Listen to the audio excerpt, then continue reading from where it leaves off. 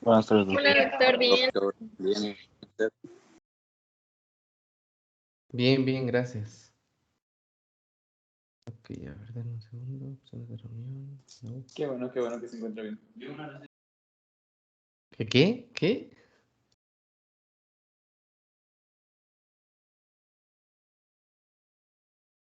Ya no escuché qué dijeron, pero bueno, vamos a pasar lista. 522 de 16. Chico, ya se viene su examen. 19.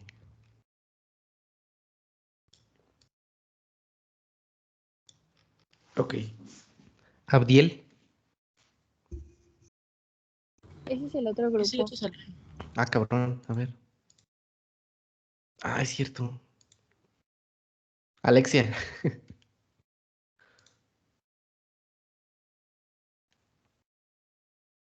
Alexis. Creo me comentó que Mándela. Alexia tuvo algún problema y por eso no se había podido.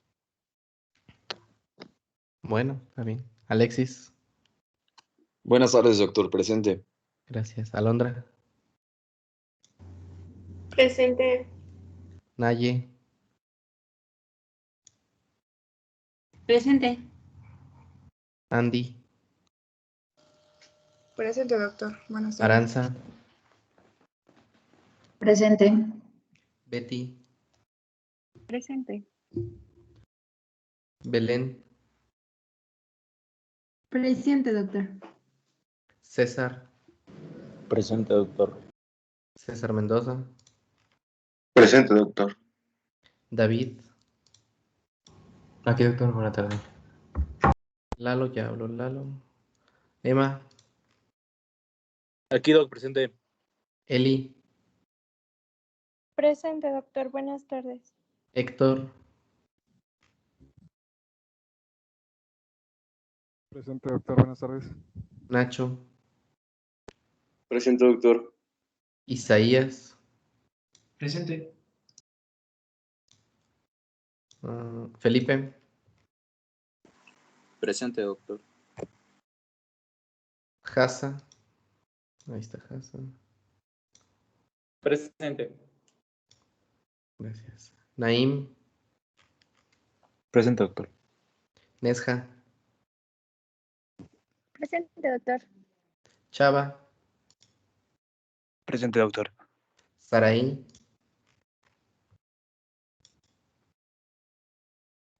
Presente, doctor.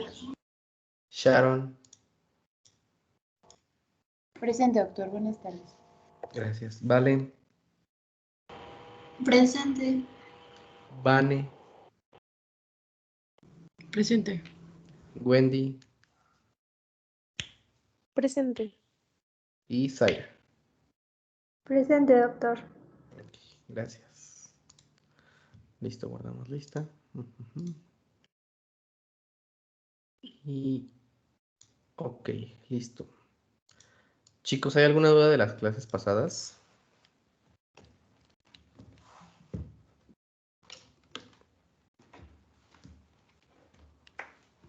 ¿No hay dudas? ¿Nada? ¿Seguros? Vamos a continuar entonces.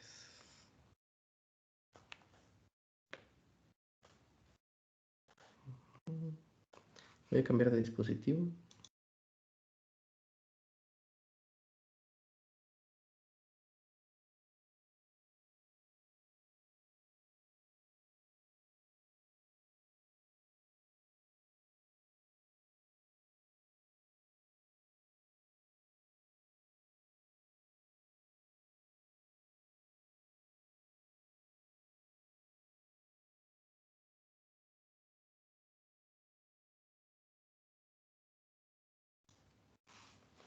Ok, listo chicos. Vamos a comenzar entonces, ¿sale? Tema de hoy. Nitroimidazoles. Los nitroimidazoles es parte de los fármacos que hemos estado viendo con poder antibacteriano. Pero ¿cómo clasificamos a los nitroimidazoles dentro de su espectro de acción o sus características de actuar en contra de ciertos bichos? ¿Cómo?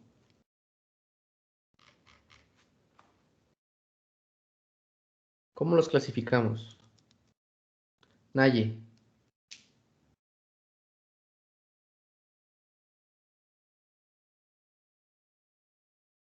Betty. Sí, pues se puede Bueno, Naye, a utilizar ver. dependiendo Naye. la bacteria a la Ujú. que se le estemos recetando. O sea, ¿cómo?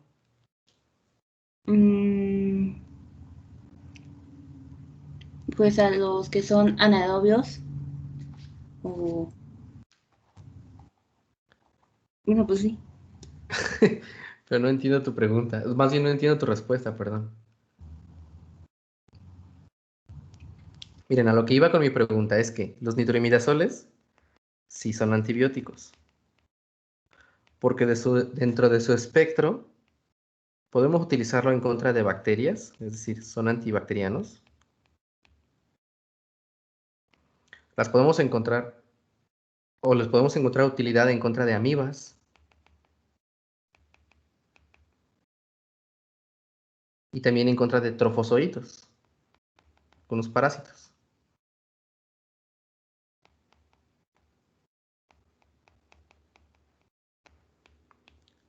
¿Sale? Son verdaderos antibióticos. Su espectro no solamente es en contra de bacterias. Este tipo de medicamentos son conocidos como profármacos. ¿Qué es un profármaco? Todos los nitroimidazoles son profármacos. Isaías, ¿qué es un profármaco? Que requiere pasar por el metabolismo hepático para que sea un fármaco activo. Ok, sí. A grosso modo sí. Pero hay que quitarle el apellido de hepático. Necesita ser metabolizado para transformarse en su forma activa. No necesariamente hepático. ¿De acuerdo? Entonces, los nitroimidazoles necesitan que la molécula original, es decir, así como ingresa al organismo, ya sea vía oral o sea parenteral, sufra de una biotransformación. Lo que mencionó su compañero es cierto, muchos profármacos necesitan de una biotransformación a través del metabolismo hepático. ¿Para qué? Para que la biotransformación genere una forma activa del fármaco. Pero la característica de los nitroimidazoles hace que la biotransformación sea necesaria para su mecanismo de acción. ¿Dónde se biotransforman los nitroimidazoles?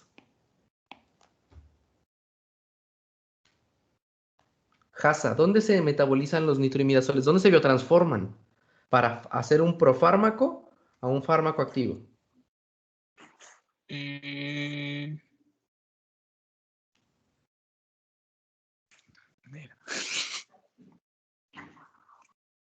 No me acuerdo, la verdad.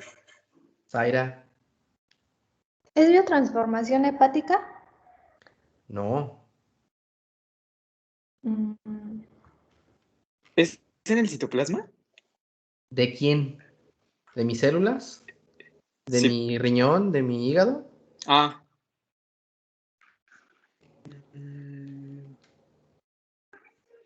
Sharon, ¿dónde ocurre la biotransformación de los nitroimidazoles y que es clave para el mecanismo de acción?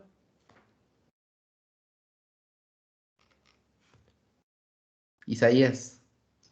Pues ya va a ser dentro de la bacteria o parásito que quiere eliminar. Va a entrar por transporte pasivo y ya dentro del citoplasma va a biotransformarse. Bingo. La biotransformación sucede dentro de los microorganismos. Y les digo que esta biotransformación es la que es necesaria para llevar a cabo su mecanismo de acción. Porque es parte de lo mismo, es decir, el mecanismo de acción de los nitroimidazoles es dependiente de la biotransformación, que es, digamos, la primera parte. Ahora, ¿cuál es el mecanismo de acción de los nitroimidazoles? ¿Quién me lo dice? Felipe, ¿cuál es el mecanismo de acción? Es la reducción del grupo nitro por la ferrodoxina. Bingo, ok. La ferrodoxina, que también tiene algunos otros nombres. La ferrodoxina es una enzima bacteriana. Es una enzima, solo voy a poner enzima, porque no solamente es bacteriana, también se encuentra dentro de algunos trofozoitos, dentro de algunas amibas. Entonces, esta enzima transforma los grupos nitros y los reduce. ¿Qué es lo que los reduce? Bueno, todos los nitroimidazoles son derivados nitrofuranos. Nitrofuranos. Y contienen en su estructura un anillo imidazólico. Bueno, pues esos nitrofuranos, que son las moléculas originales, se biotransforman por la ferrodoxina y se reducen. ¿Quién se reduce? El grupo nitro. Y se reduce a radicales libres, es decir, va a formar compuestos tóxicos que generan una ruptura del ADN. En condiciones normales, la ruptura del ADN tiene mecanismos protectores, mecanismos reparadores del ADN. Pero este grupo de medicamentos atraviesan fácilmente todas las barreras biológicas, por eso alcanza altas concentraciones en todo nuestro organismo y puede penetrar no dependiente de mecanismos de acción activos, no requiere energía, es pasivo. Por eso es que las cantidades incluso mínimas funcionan como bactericidas. Porque altas concentraciones se alcanzan dentro de las células de los microorganismos, bacterias sensibles, o no sensibles, sino bacterias que hagan uso de esta enzima, de la ferrodoxina. Aquellas bacterias que dependan de la ferrodoxina son las que son sensibles a los nitroimidazoles. Hay bacterias que no utilizan la ferrodoxina, por lo tanto, no son sensibles a los nitroimidazoles. ¿Por qué? Los nitroimidazoles no dependen del tipo de bacterias, sino del metabolismo bacteriano. Es decir, no importa si es gram positivo o gram negativo, sino en realidad que la bacteria haga uso de la ferrodoxina.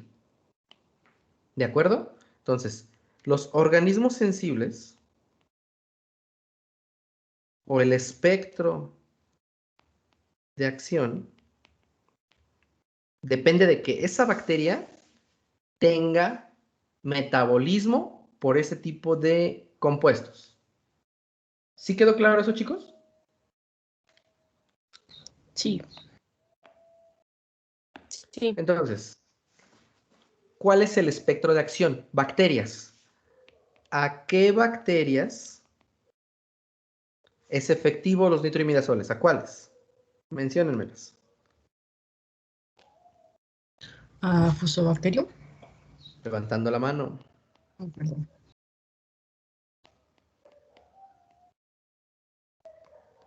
¿Qué más, Vane? A los peptococos. Peptococos y peptoestreptococos. Voy a poner aquí un pequeño asterisco ahorita. César, ¿qué más? El Helicobacter pylori. Uno de los que más ocupamos, Helicobacter pylori. Ajá, ¿qué más? Héctor, ¿qué otro? Clostridium difficile.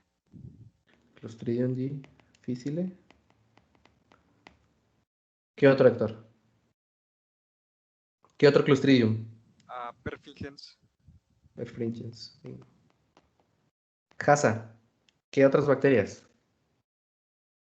Bacterias anaerobias como la Gelamblia.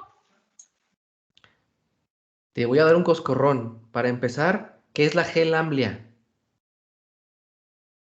Y no es una bacteria. No. Es un protozoario. ¿Y qué es la Gelamblia? Porque si estás leyendo G es porque estás leyendo algo que no estudiaste, sino que lo estás leyendo nada más. Eli, ¿qué otras bacterias?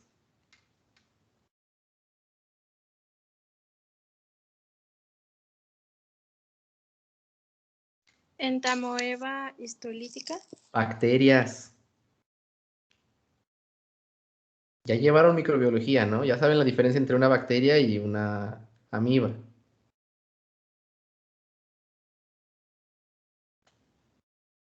Vane, ¿qué otras bacterias? Gardnerella vaginalis. Gardnerella vaginalis. ¿Qué otras bacterias? Me falta una.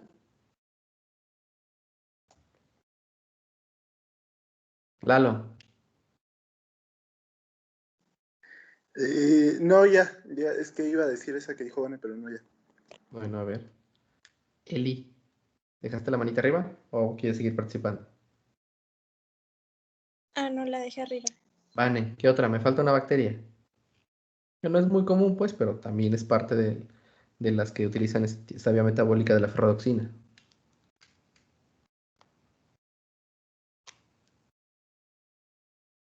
¿No? Bueno, fusobacterium. Digo, perdón, fusobacterium. Bacterioides frágiles. Ahora sí. Protozoarios.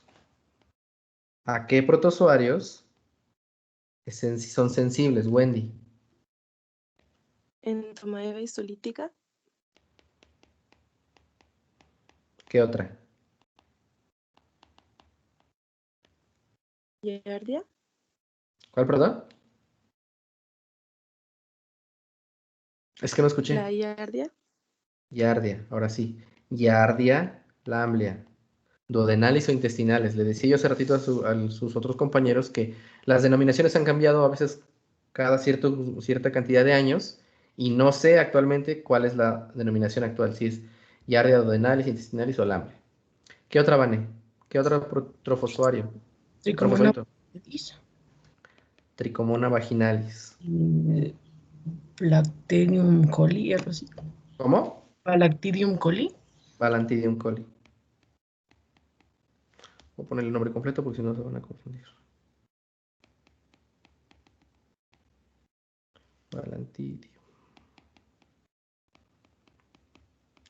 Balantidium coli. Ok. De todos estos, todos tienen actividad, más bien, todos son anaerobios. Algunos son gram positivos, como los peptococos y los peptostreptococos. Algunos son gram negativos, como los bacterioides, Clostridium, Fusobacterium, etc. Los anaerobios, Tricomona, Entamoeba, Giardia y Balantidium, son trofozoitos, pero también son anaerobios. Todos son anaerobios estrictos, excepto los peptostreptococos. Por eso les había puesto aquí un pequeño asterisco. Estos son anaerobios facultativos. Hace ratito no me acordaba del nombre con sus compañeros. O condicionados. Pueden trabajar bajo condiciones altas de oxígeno y lo resisten. O pueden vivir en condiciones altas de oxígeno. De todos estos, hay dos que los podríamos considerar como flora normal y a los cuales debemos de estar atentos. ¿Cuáles y cuáles podemos tener como flora normal de todos estos?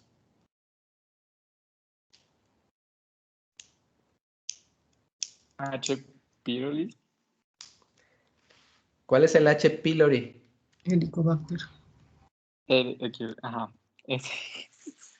Helicobacter pylori. Ok, ¿y qué otro?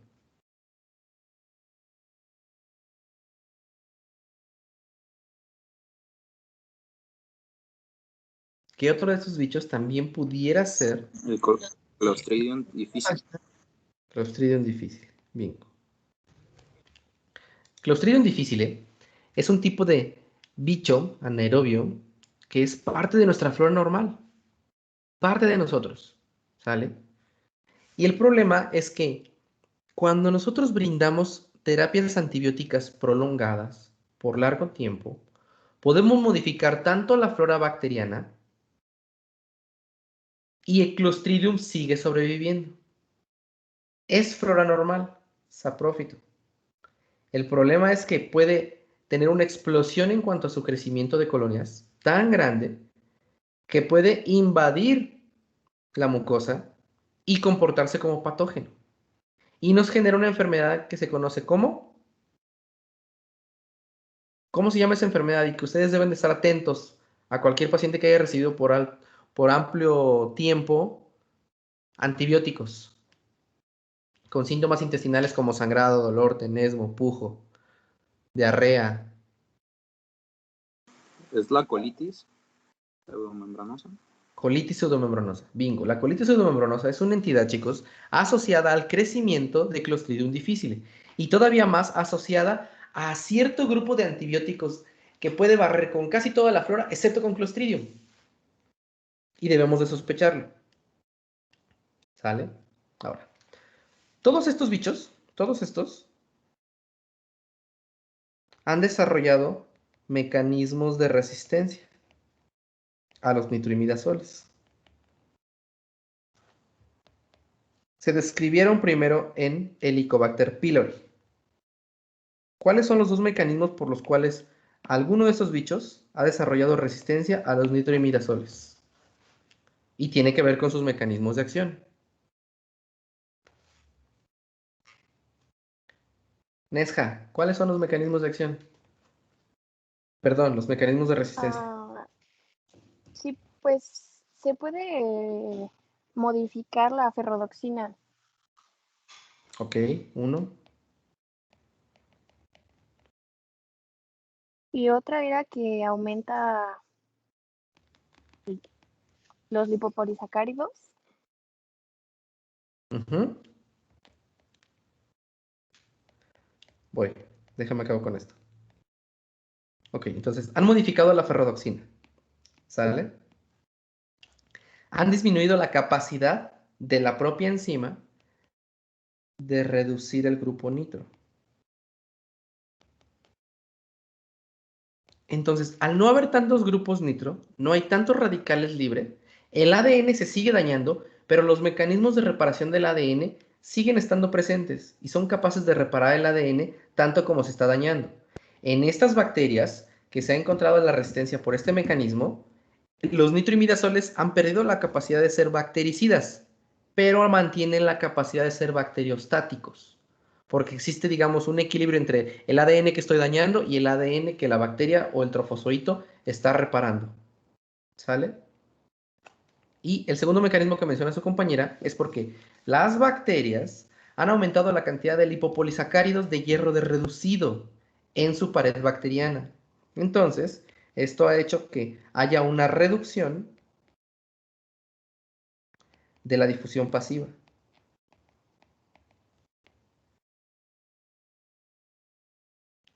Es decir, de la molécula. Hay una reducción de la difusión pasiva y por lo tanto no está penetrando la suficiente cantidad de nitroimidazoles dentro de la célula, porque necesita penetrar la célula para poder generar su mecanismo de acción, si no, no lo logra. ¿De acuerdo? ¿Dudas hasta aquí? No. Nada, sale. Ok. Entonces, los usos clínicos que le podemos dar a los nitroimidazoles tienen mucho que ver con su mecanismo de acción. La reducción del grupo nitro. ¿Pero quién reduce el grupo nitro? Solo ciertas bacterias y ciertos trofozoitos. Y de los cuales todos son anaerobios, excepto uno que es anaerobio facultativo. ¿De acuerdo? Entonces, ¿en quiénes vamos a utilizar los nitroimidazoles? Pues aquel que sospechemos infecciones por anaerobios. Y las infecciones por anaerobios son, por ejemplo, uno que ya mencionamos, la colitis pseudomembranosa.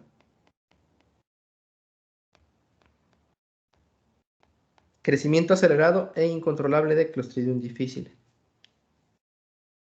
¿Cómo se llama esa enfermedad que destruye los grupos fasciomusculares del periné? ¿Enfermedad de quién? ¿Se acuerdan que les enseñé unas fotos? Bueno, les dije que buscaran algunas fotos que se veían así súper exageradas. Sí, lo de la gangrena de Fournier. Enfermedad de Fournier o gangrena de Fournier. Todos los anaerobios les encanta vivir en lugares donde haya poca tensión tisular de oxígeno. Fascias, articulaciones, tendones, ligamentos, lugares donde hay poca cantidad de oxígeno. Entonces, el perine es una zona de confluencia de muchas fascias, de los músculos que se insertan o músculos que tienen comunicación con la cadera, con el pubis, con el isquion. Entonces, enfermedad de Fournier indicativo para nitroimidazoles, metronidazol. ¿Sale? Chicas, vaginosis por Gardnerella vaginalis o vaginitis por anaerobios. Cremas vía oral o en supositorios o supositorios vaginales para ese tipo de antibióticos. ¿Sale? Amibiasis, que puede ser intestinal, obviamente cuando la diagnosticamos, o amibiasis invasiva. La amibiasis invasiva, en la cual podemos tener abscesos, cuando por alguna razón las amibas generan translocación e invasión hematógena de la musculatura del intestino. Y entonces puedo tener abscesos hepáticos, abscesos esplénicos y paraesplénicos, y abscesos intestinales. No es lo mismo un absceso intestinal por amiba o una ameboma intestinal, que se llaman amebomas, que la invasión de la mucosa. Es decir, invade la mucosa, la submucosa y el músculo y ahí genera un absceso. ¿De acuerdo?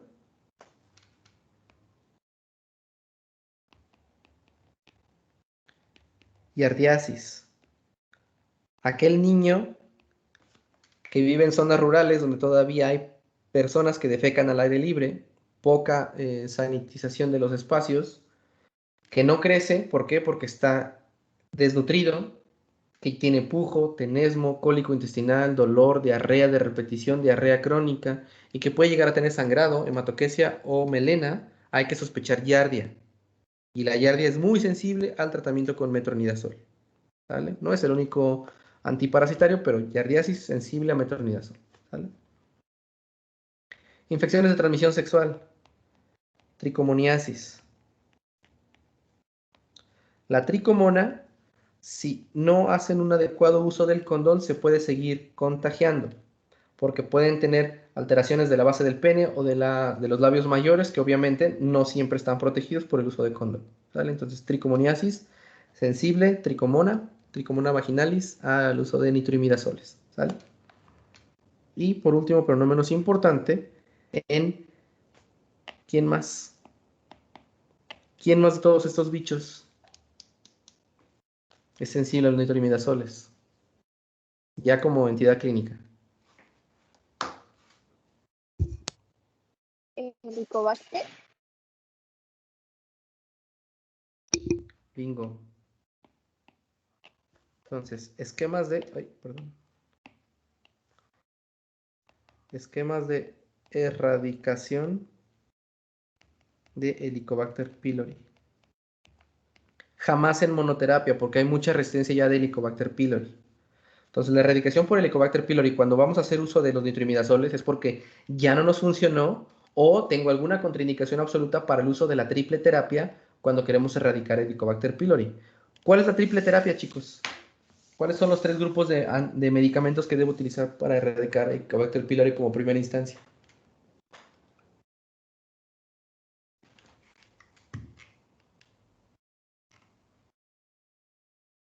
¿Cuál es? Sharon. ¿Cuál es la triple terapia de erradicación de Helicobacter pylori?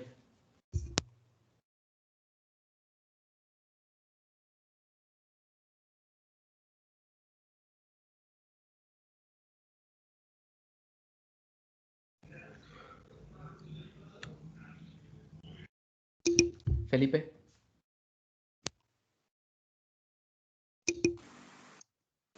¿No es donde se utilizaba también lo de las, bueno, no lo recuerdo bien, pero de los inhibidores de la bomba de protones? Uno de ellos. Sí es. Ok. El otro es amoxicilina, si no me lo recuerdo. Ajá, y claritromicina. bingo. Oca. Omeprazol, claritromicina y amoxicilina. Ese es digamos, la terapia de primera elección para intentar erradicar el Helicobacter pylori. Dentro del uso de los segundos esquemas, uno de ellos es el metronidazol, uno de los 5 nitroimidazoles, ¿vale? Que ni se los he mencionado, ¿verdad? ¿Cuáles son los grupos de 5 nitroimidazoles? Tenemos al metronidazol, ornidazol, nimorazol, tinidazol y benzinidazol. De todos estos, el último, benzinidazol, es el único que tiene propiedades antichagásico, pero, o anti, ese fue el nombre del parásito de Chagas, ¿cómo se llama? Se me fue el nombre. ¿Cómo se llama el bicho de Chagas?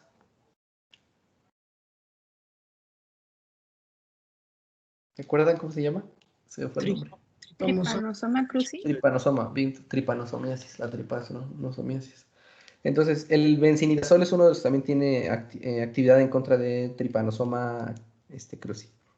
¿Sale? Pero tampoco es de primera elección, entonces simplemente se los menciono. Metronidazol, ornidazol, nimorazol, tinidazol y benzinidazol. 5, ¿sí son 5? 5 nitroimidazoles. ¿Sale? Bueno. ¿Dudas hasta aquí de los usos clínicos de los nitroimidazoles? No, doctor. Sale. Efectos adversos. Principalmente la polineuritis con ataxia. Ataxia neural. Completamente ataxia neural. ¿Sale? Pueden causar convulsiones. Alteraciones nerviosas como mareo, confusión, astenia y adinamia.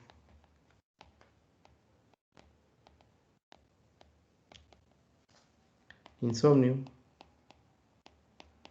Y, muy importante, no deben de consumir alcohol. ¿Cómo se llama el efecto del consumo de alcohol y metronidazol?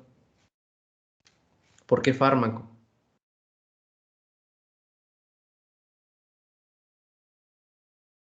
Lalo, ¿cómo se llama?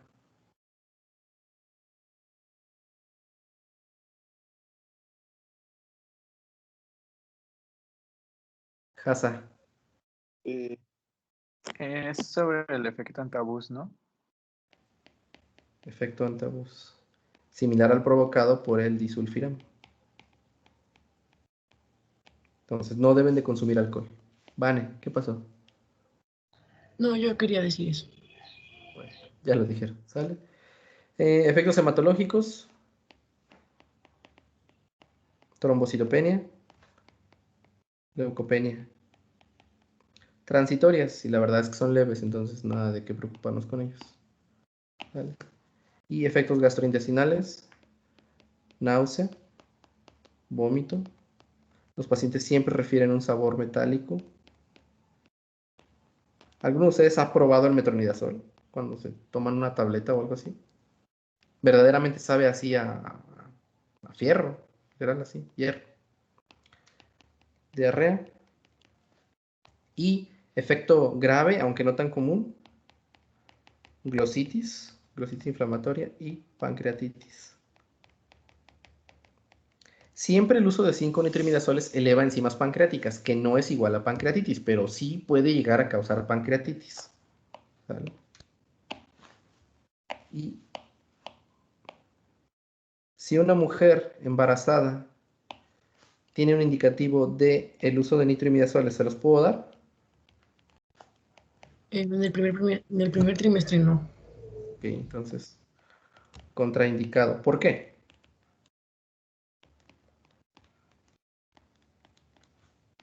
¿Por qué, Vane?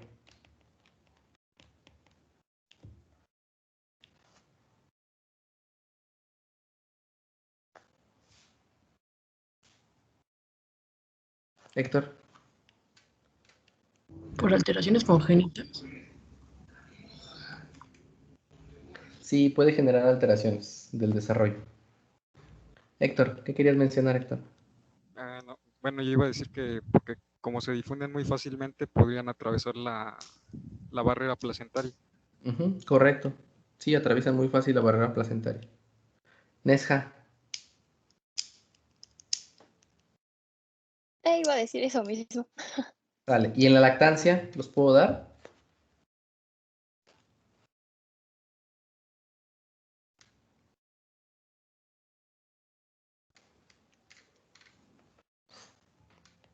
¿Podré darlos en la lactancia? Pues creo que no. Bueno, eso es lo que tú crees, pero ¿cuál es lo que sí es o cuál es lo que no es?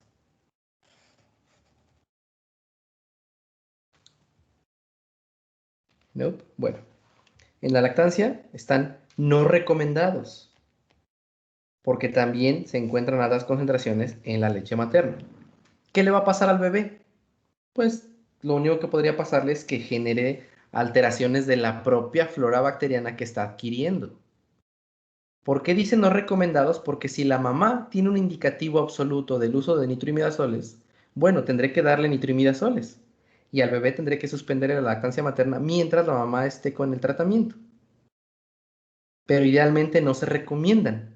¿Por qué? Porque la lactancia materna está sobre todo, por todos los beneficios y por todos los problemas que puede acarrear el suspenderla, aunque sea paulatinamente. Entonces, riesgo-beneficio. Si la mamá lo requiere, tratamiento contra anaerobios, y la única opción son 5 nitroimidazoles porque tiene alguna contraindicación para algunos otros, como clindamicina, entonces, bueno, tendré que suspenderla momentáneamente y darlos, pero están no recomendados, aunque no contraindicados. ¿Sí?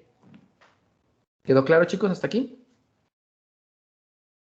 Sí. ¿Dudas?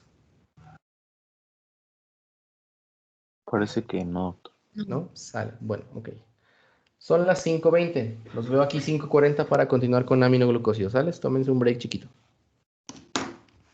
Ahorita los veo.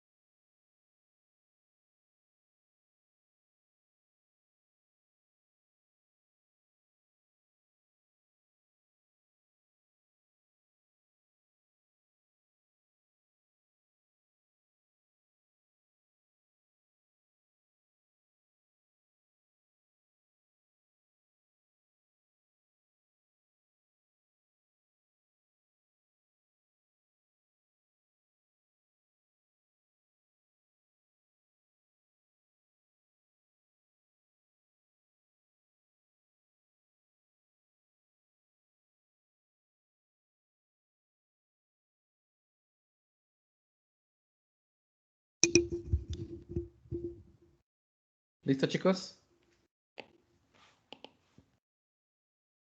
Sí. Listo.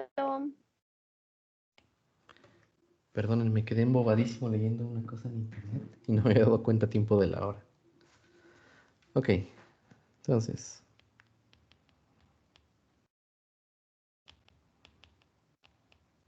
Aminoglucósidos. Así como les preguntaba hace ratito que cómo consideramos a los nitroimidazoles, a los aminoglucósidos solo los vamos a considerar como bactericidas. No atacan trofozoitos, no atacan plantelmintos, no atacan otros tipos de parásitos, no atacan nada que no sean bacterias. Y son bactericidas de espectro reducido. Idealmente solo deben de utilizarse para ciertos grupos de bacterias y que sea marcado por antibiograma.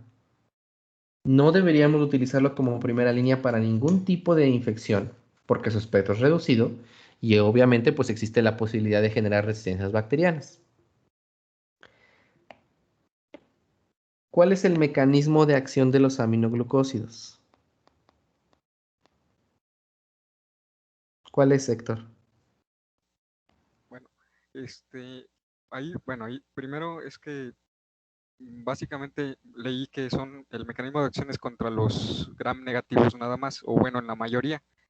Entonces, tiene que penetrar, como tiene 3 capas, los gram negativos en la membrana externa primero tienen que penetrar y luego ya que llegan al espacio periplásmico, penetran en la membrana citoplasmática y ya que están en el citoplasma bacteriano, se encargan de unirse a polisomas en específico, bueno, y se unen a la subunidad 30S y lo que evitan es la correcta producción de proteínas. Correcto. Entonces, el mecanismo de acción de manera general es que altera la síntesis de proteínas. Pero hay muchos otros tipos de antibióticos que hacen lo mismo. Pero específicamente los aminoglucósidos interfieren la lectura del ARN mensajero. Recuerdan que cuando vimos macrólidos les mencionaba que los macrólidos se unen a la subunidad 50S de los ribosomas. Bueno, los aminoglucósidos se unen a la subunidad 30S. Y como bien lo dice Héctor, pareciera que actuaran únicamente contra gram negativos. Y aeróbicos. Eso es el mayor grupo de bichos en los que actúa aminoglucósidos, pero no es el único. ¿Sale? Los aminoglucósidos, su espectro de acción se centra mucho en estos gram negativos aeróbicos, es decir, enterobacterias. Tiene nula acción contra anaerobios y tiene poca acción contra algunos gram positivos. Algunos, pero la mayoría son gram negativos aeróbicos, es decir, enterobacterias. Su mecanismo de acción está regulado, por así decirlo, por su estructura, que hace que tenga cierta penetración a ciertas estructuras donde se encuentran las enterobacterias. Entonces, es un anillo que se llama aminociclitol.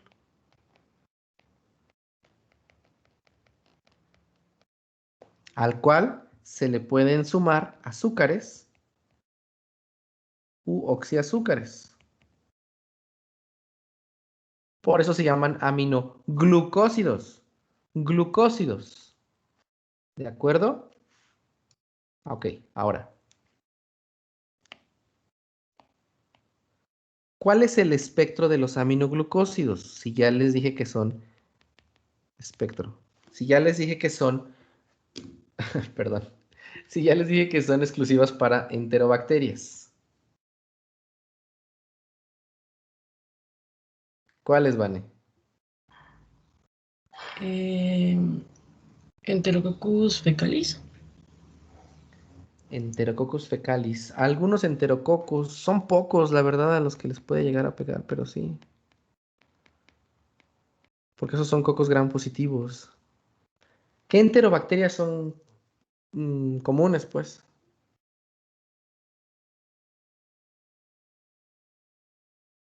Nesja. Escherichia coli. Escherichia coli. Ajá. ¿Qué más? Pues también contra Streptococcus pyogenes. Pero de las enterobacterias primero. Sí, Ah, ok. o sea, lo pongo acá abajo porque tiene cierta acción contra Streptococcus pyogenes. ¿Qué otras enterobacterias? Proteus Vale. Proteus. Sí. Otra, César. La Pseudomonas aeruginosa. Pseudomonas aeruginosa. Otro. Vane. Es que no me acuerdo de cómo era el nombre bien, pero era ese Marcianus, Marcianus. No. Es Serratia. Serratia marcensis. Sí, eso. Y Salmonella también. No me acuerdo si tiene espectro contra salmonela, ¿eh? Pero bueno, vamos a ponerlo. Yo leí Salmonella tifi, ¿no? ¿Cómo se escribe tifi? Salmonella tifi es, creo que así, ¿no? Microbacterium tuberculosis también. La primera aminoglucósido que se creó, que era la streptomicina, era activa contra Mycobacterium tuberculosis. Ponemos acá, al lado. Bueno, no tan grande esta madre. ¿Y qué otros? ¿Contra qué otros bichos también es activo? Streptococcus pyogenes. A ver, Vane, ¿qué dice aquí? Ah, perdón. Pongan atención. Isaías. Contra la Acinetobacter sp. Klebsiella. Acinetobacter. Y SP se refiere a especies de Klebsiella. Sinceramente no me acuerdo si es activo contra Acinetobacter, pero vamos a ponerlo aquí. Y Klebsiella.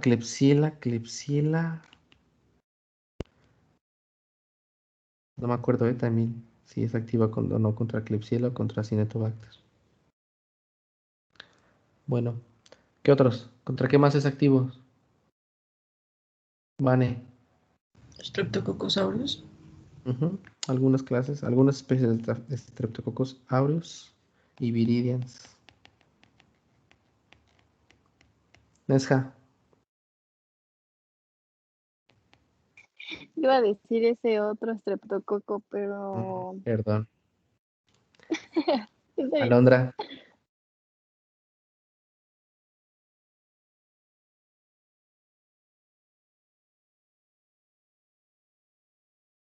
¿No? Bueno, hace ratito sus compañeros, porque la verdad tampoco me acordaba, así como Bauman y Klebsiella. Francisella, que ya ni me acuerdo cómo me dijeron que se escribía. Tularensis. Uno de esos bichos raros poco comunes que aparecen de vez en cuando en los cultivos. Pero bueno. Los grupos de antibióticos que tenemos. Digo, los grupos de antibióticos. Los grupos de aminoglucósidos que tenemos aquí. Tenemos a la streptomicina, que ya les había mencionado, que es activa contra Mycobacterium tuberculosis. Después salió la neomicina y canamicina. Voy a poner un pequeño asterisco aquí en neomicina, vamos a hablar ahorita de ella. Después tenemos gotas de tobramicina, amicacina y netilmicina. Y la más reciente, gentamicina. La neomicina se conoce como luminal o intestinal. ¿Por qué? Es un aminoglucósido luminal o intestinal. ¿A qué se refiere eso, chicos?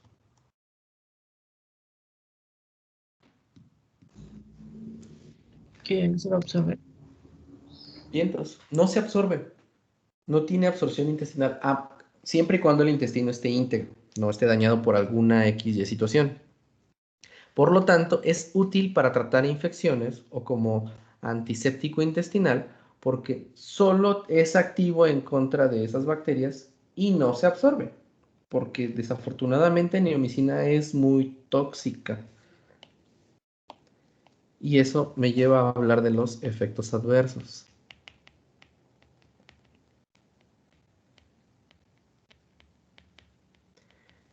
Los aminoglucósidos tienen pocos efectos adversos en cuanto a gastrointestinales, tópicos, dermatológicos, ese tipo de cosas. Pero tienen 3 efectos adversos que son verdaderamente graves y por los cuales debemos estar muy atentos. El primero de ellos es la nefrotoxicidad. Su molécula osmolar tiende a generar un acúmulo en la corteza renal.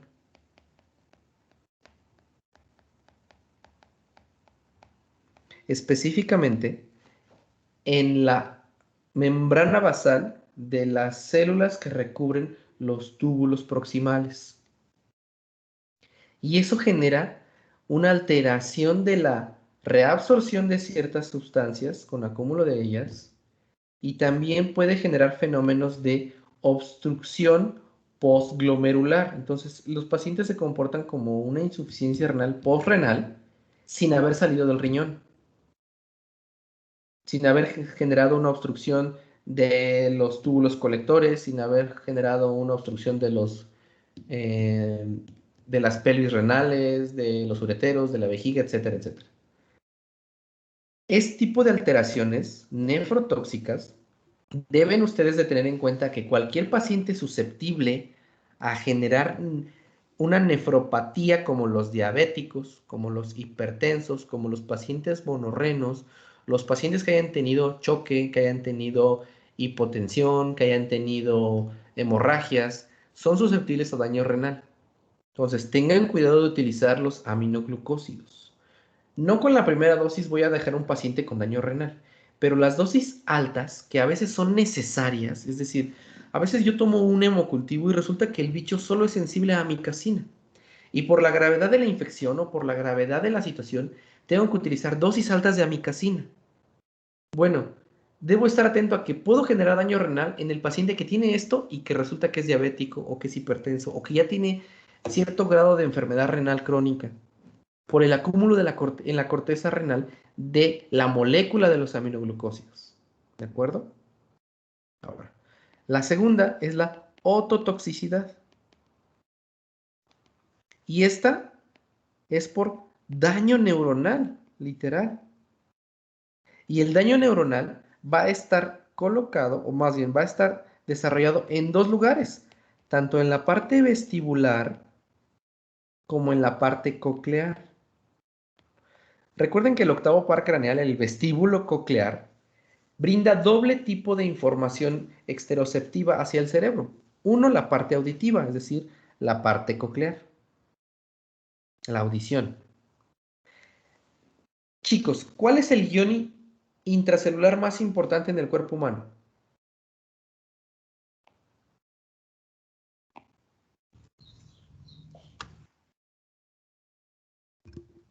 El calcio.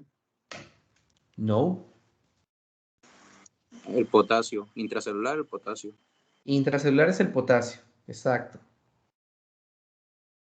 Y extracelular es el sodio. Siempre hay un equilibrio.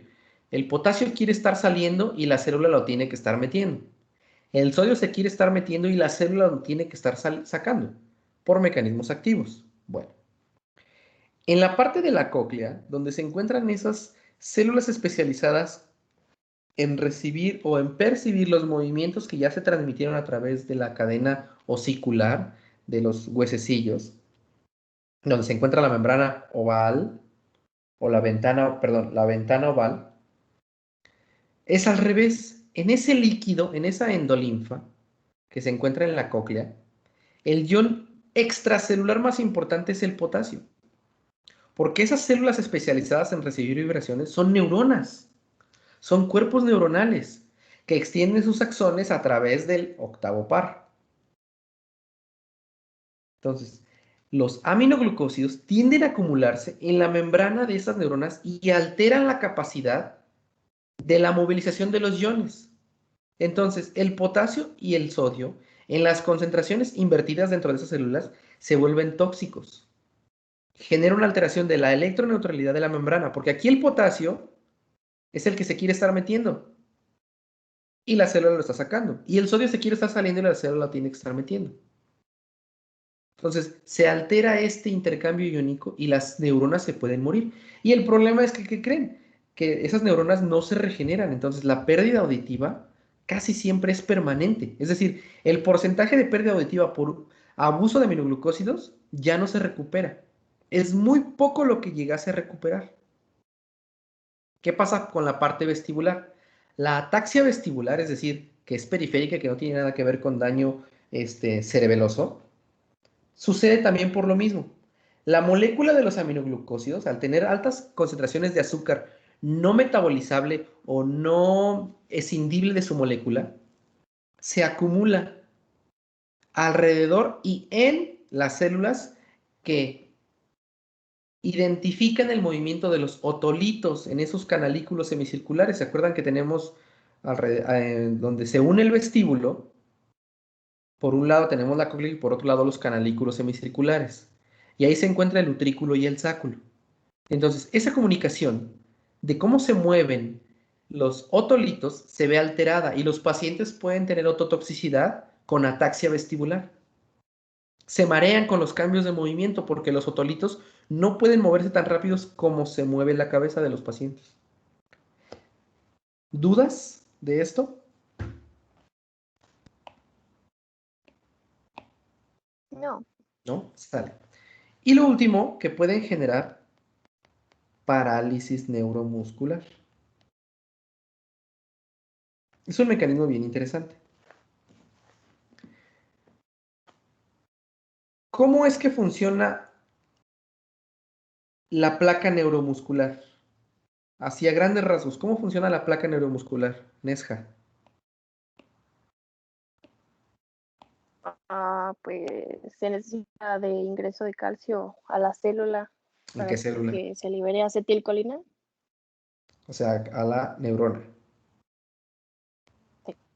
Okay. El calcio debe de ingresar para que la molécula de acetilcolina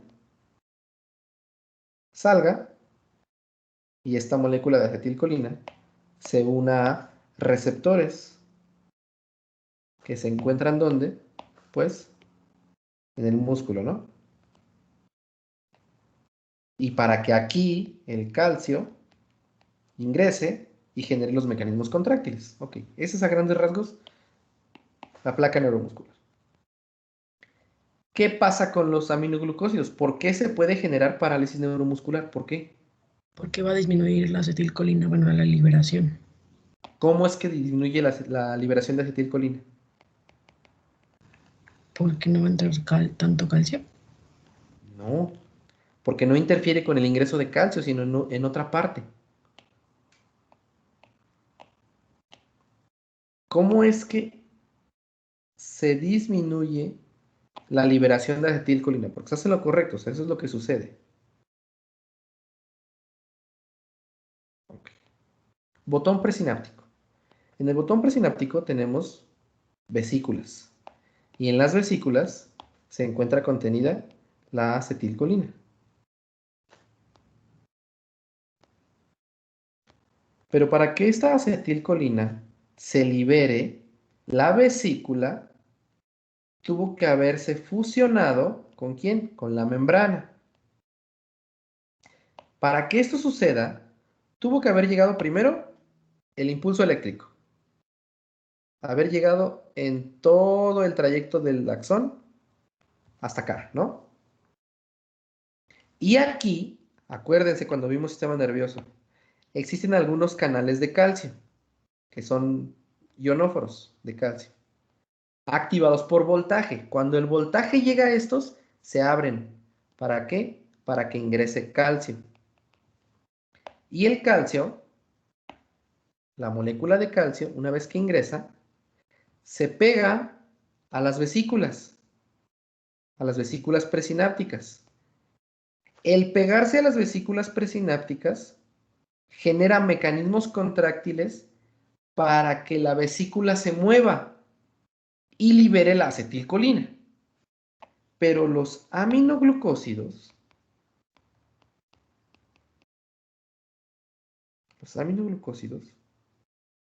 interfieren con esto, con la unión del calcio con los mecanismos movilizadores vesiculares, y por lo tanto van a disminuir la liberación de acetilcolina. No impiden que el calcio entre, el calcio va a seguir entrando. Impiden la unión de ese calcio con la vesícula movilizadora, y por lo tanto la acetilcolina se libera de una manera ineficiente. Por eso es que yo, por ejemplo, o cada uno de ustedes siendo sanos, pues en realidad no les va a generar parálisis neuromuscular el uso de un aminoglucósido. La parálisis neuromuscular solamente va a suceder en aquellos pacientes susceptibles, como aquellos pacientes que sufran de miastenia gravis. ¿Se acuerdan qué es la miastenia gravis? La destrucción de los receptores de acetilcolina. De acetilcolina, exacto. Entonces, una vez que la acetilcolina se liberó, pues tiene que unirse, ¿no? ¿Unirse a quién? Pues a un receptor que se encuentra en la célula muscular. Si aquí yo tengo una célula muscular, esta célula no puede contraerse hasta que reciba la orden por parte de la acetilcolina. Y la acetilcolina debe de unirse a sus receptores propios, que se encuentran acá, postsinápticos. Entonces, hasta que la acetilcolina se une aquí, el músculo responde. Pero como hubo menos liberación de acetilcolina, y de por sí hay pocos receptores por la miastenia gravis, entonces un paciente que tenía debilidad muscular, yo lo puedo llevar a la parálisis neuromuscular con el uso de aminoglucósidos. Por lo tanto, en la miastenia gravis, pues estará contraindicada los usos de aminoglucósidos por este mecanismo. ¿De acuerdo? ¿Sí quedó claro, chicos? Sí. Sí, doctor. Sí.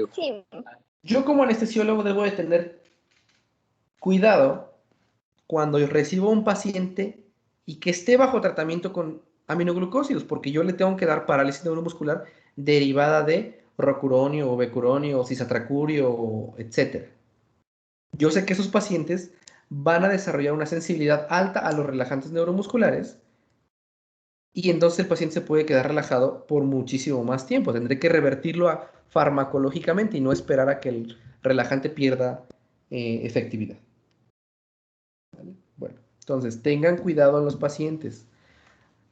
Créanme que como médico es tonto ver que algunos compañeros recetan amikacina intramuscular a niños para faringitis, para otitis, para bronquitis. A menos que ya se haya demostrado que el paciente tiene una bronquitis o faringitis por alguno de estos bichos. ¿Dónde están? Por alguno de estos bichos, o sea, por Fecalis, coli, mirabilis, pseudomonas o marcenses. Entonces sí, tal vez pensaré en darle amikacina o gentamicina. Pero como son de espectro bajo, solamente deberían utilizarse una vez que yo tenga un antibiograma. Que haya tenido un cultivo con un antibiograma y que me diga, solamente sensible a amikacina. Bueno, ni modo, ok. Pero entonces, es verdaderamente la ototoxicidad que puedo generar en un niño en crecimiento, no se revierte. Hay muchos casos de sordera por el uso de aminoglucósidos, chicos. Entonces tengan cuidado con ellos, por favor.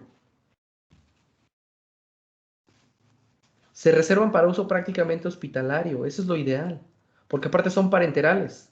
Solo pocos los tengo para otra vía que no sea la parenteral intramuscular o intravenosa, como las gotas de tobramicina, por ejemplo. ¿Vale? Bueno. Mañana, chicos, le decía a sus compañeros que tenemos que avanzarle con los demás temas. Entonces, mañana veríamos glucopéptidos, tetraciclinas y otros, entre de los cuales veríamos los antimicobacterianos, es decir, veríamos etambutol, isoniazida y rifampicina.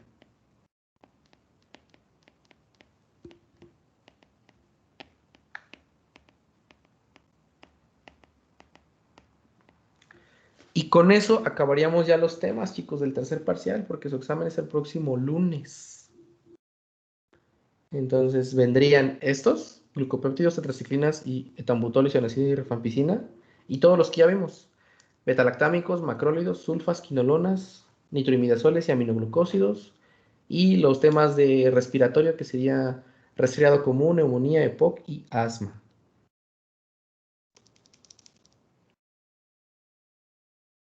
¿De acuerdo, chicos? Sí. Sí, doctor. Pónganse a estudiar porque mañana es lo último que vamos a ver. Y nos veríamos entonces hasta el lunes para su examen, ¿va? ¿Dudas de los temas de ahorita? ¿Dudas de aminoglucósidos? ¿Dudas de nitroimidazoles?